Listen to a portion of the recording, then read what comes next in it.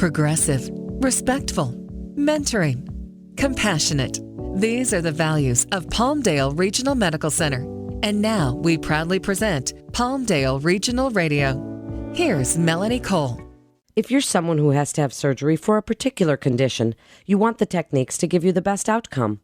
My guest today is Dr. Sang Lee. He's one of the nation's leading experts in laparoscopic colorectal surgery and is a member of the medical staff at Palmdale Regional Medical Center, as well as a member of the medical staff at Keck Medicine of USC. Welcome to the show, Dr. Lee. Tell us some of the most exciting advances in your field.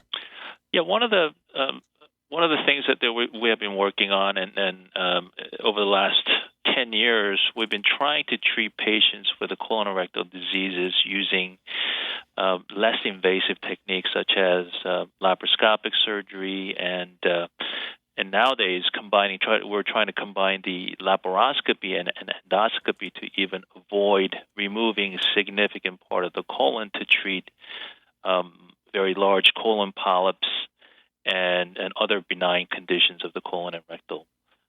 So tell us about that combination surgery and how does that work for the patient?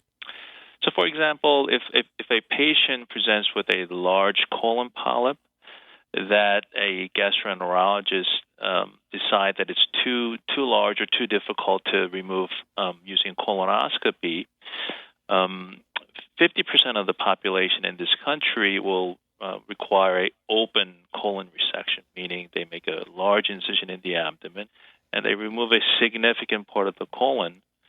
If you're lucky, 50% of the population that live in a area close to a big institution, academic institution, and then you may be able to undergo laparoscopic colon resection. But still, even in that situation, morbidity associated with the procedure is significant.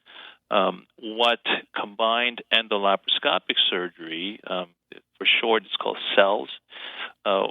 What this technique does is we combine the advantage of laparoscopy and endoscopy. So we simultaneously perform colonoscopy using carbon dioxide gas that doesn't inflate the colon as much compared to conventional air colonoscopy. And then we also use the laparoscopic tools so that we can manipulate the colon from outside. So what that allows us to do is to manipulate the polyp in the colon from outside of the colon so that we can then remove these benign polyps using colonoscopy.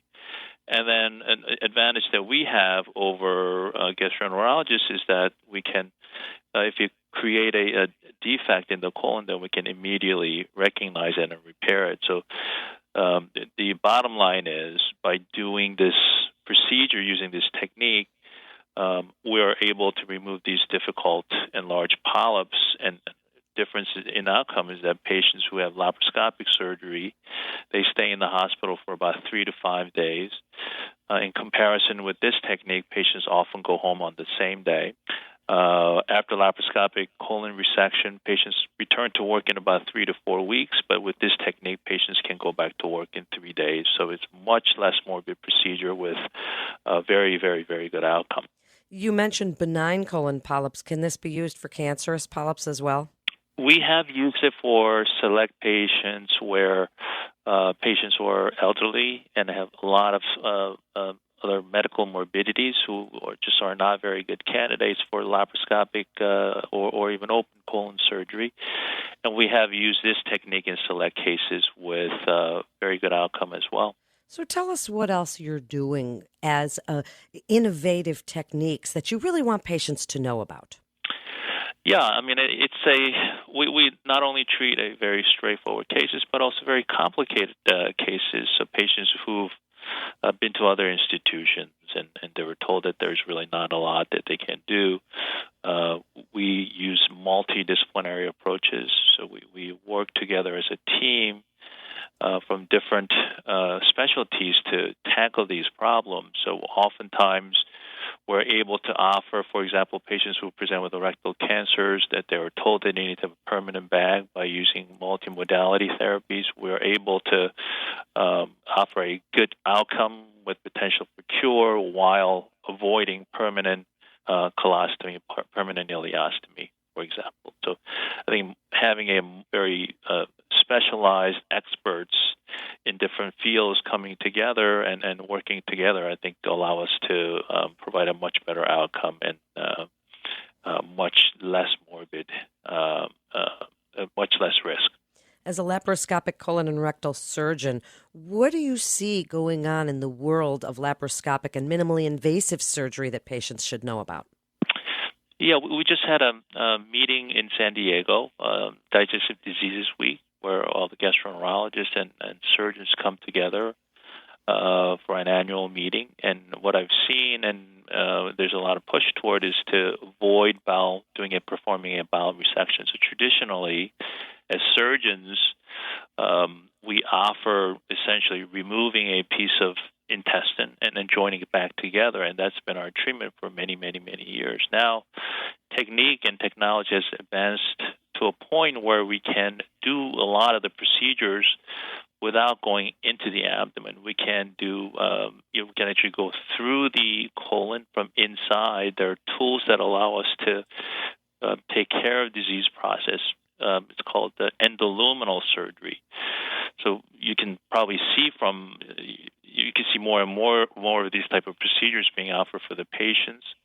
So although technology is not quite there yet, we will be able to offer a much less invasive treatment for all the benign as well as the cancer conditions using these latest techniques.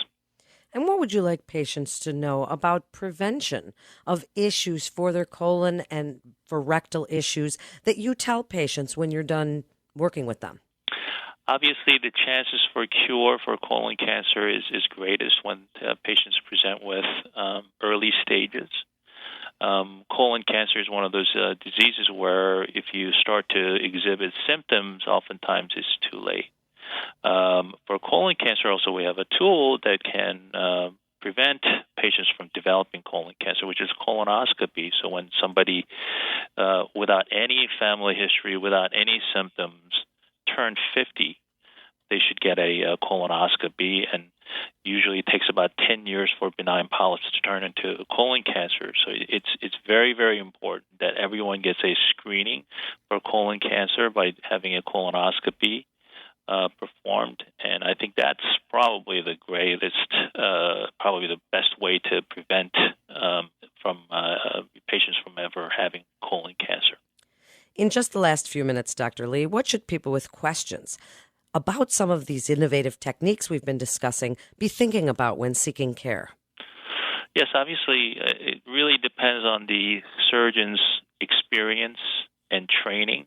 Although there are a lot of new innovative procedures out there, if the surgeon is not experienced in performing these type of procedures, it doesn't necessarily translate into a good outcome. So I think the experience and training really matters. And why should they come to Palmdale Regional Medical Center for their care? Tell us about your team.